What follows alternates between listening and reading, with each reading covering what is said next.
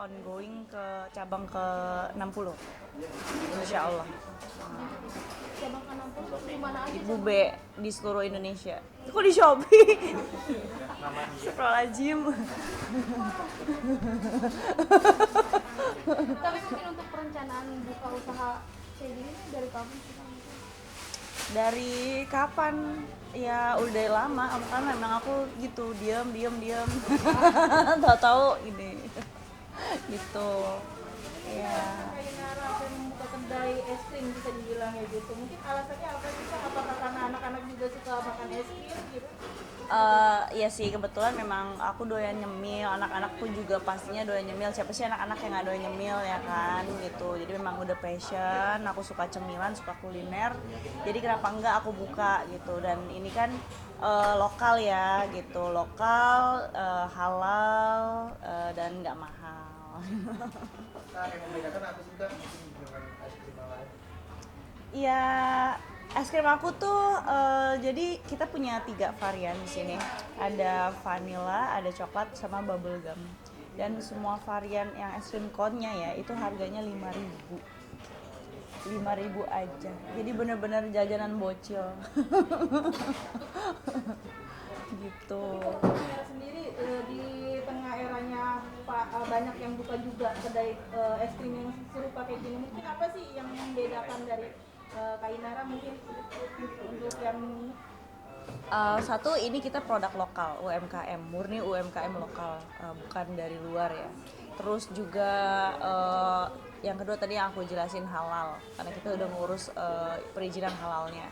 Terus dan nggak mahal gitu, ya, harga start dari 5.000 tadi. Jadi memang aku pasarnya itu untuk ke anak-anak sih, jajanan sekolah kayak gitu. Karena kan anak-anak sekolah mereka punya kapasitas jajannya kan ya gitu ya kan, paling 20.000, paling banter 50.000, kecuali anak sultan ya itu beda cerita ya. Maksudnya anak-anak sekolah SD pada umumnya gitu kan ya, mereka jajan kesini, tempatnya nyaman, makanannya bersih, higienis. Itu sih yang aku jaga, itu yang aku utamain sih, karena kan apa ya, aku concern lah sama jajanan SD zaman sekarang gitu. Jadi gimana caranya menciptakan terobosan nih jajanan sekolahan yang bersih dan murah dan halal. untuk target pasarnya apa Kak? Bahasan kayaknya udah dijelasin. Kak Inara mungkin ini bisa dibilang puncak karir kakak di tahun 2023 juga nggak sih Kak?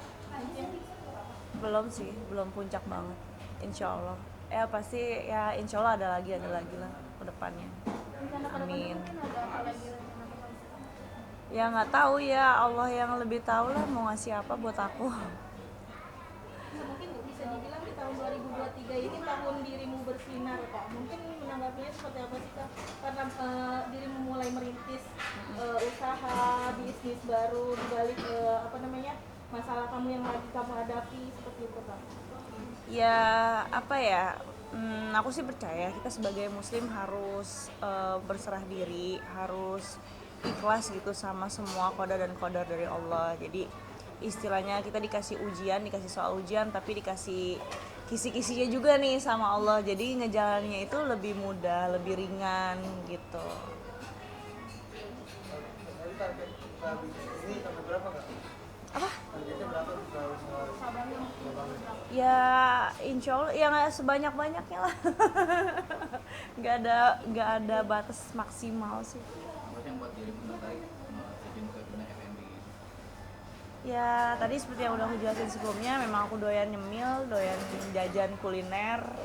Dan dari dulu memang suka gitu sama, kalau dulu maaf aku bilangnya kentang bego. Kenapa sih kok dibilang kentang bego? Soalnya pakai micin. jadi bikin jadi melongo gitu, enak. Karena enak gitu, bukan beneran bikin bego ya, walau alam kalau itu ya berdasarkan penelitiannya, nggak ngerti gimana. Pokoknya karena saking enaknya jadi orang tuh jadi kayak blow on gitu, jadi kayak bengong gitu. Usaha ini juga bisa disebut cara kamu berinvestasi juga. Iya betul. Jadi semua penghasilan yang udah aku dapetin dari beberapa bulan ke belakang, ya supaya nggak sia-sia gitu ya. Jadi ya aku bangun bisnis lah supaya bisa lebih bertahan lebih lama lah untuk anak-anak. Mungkin ini menjadi suatu apa namanya usaha kamu menampik dari omongan di luar sana nggak sih Kak yang bilangnya katanya kamu terlalu matre karena mengharapkan royalti gitu. Ini, Kak. Ya semua hidup pasti butuh materi ya. Aku yakin nggak ada orang yang nggak matre, nggak butuh materi gitu, karena sekarang mohon maaf gitu, buang air kecil di toilet umum aja bayar.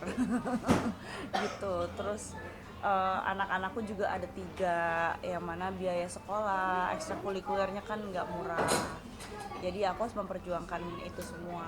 Dan mereka kan sekolah itu kan makan waktunya bukan 1-2 tahun ya, tapi kan sampai mereka usia 21 tahun, yang mana ya biayanya pasti besar gitu. Dan aku juga mau memberikan yang terbaik lah buat mereka, selama memang ada kemampuan untuk ke sana, kenapa enggak gitu.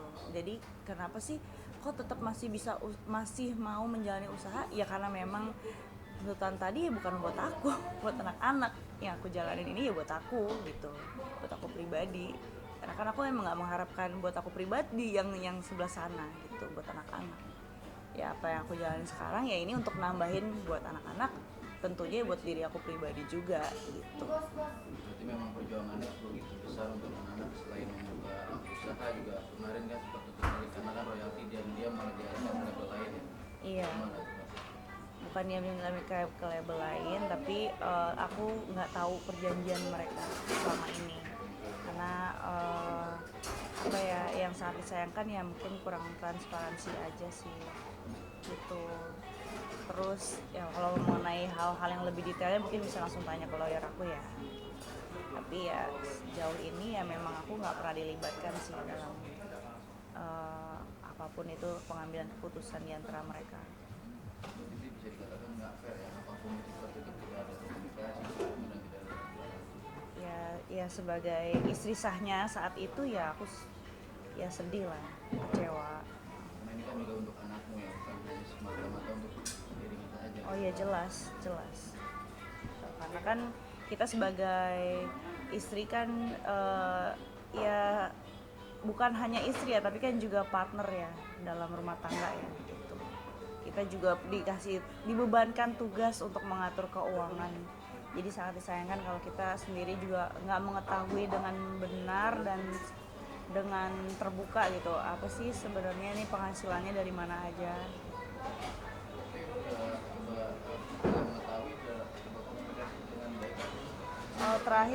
Terakhir aku coba untuk komunikasi, karena aku harus komunikasi lewat lawyer atau manajemennya. Apa yang didapatkan ketika Belum sih, aku belum coba untuk kontak ke sana, karena memang sebetulnya yang aku butuhkan ya komunikasi langsung dari bapaknya anak-anak ya. Kalau dari pihak ketiga keempat aku nggak perlu ya, karena yang bukan bermasalah, yang terlibat dalam masalahnya secara langsung ini kan antara kita berdua gitu. Tapi dalam arti memang komunikasi sebenarnya masih baik-baik saja. Baik-baik aja, cuman ya belum bisa terlalu terbuka kayak dulu gitu. Jadi itu yang kemarin membuat kamu menjadi beban laporan. Iya, karena ya gimana, aku nggak bisa punya ruang diskusi yang lebih leluasa. Kamu tahunya pengalihan royalti itu pas kemarin ketika kamu menang di Bandung apa sebenarnya dulu? Iya, karena kan pihak kuasa hukum aku kan yang lebih paham ya untuk ngecek segala sesuatu yang berkaitan.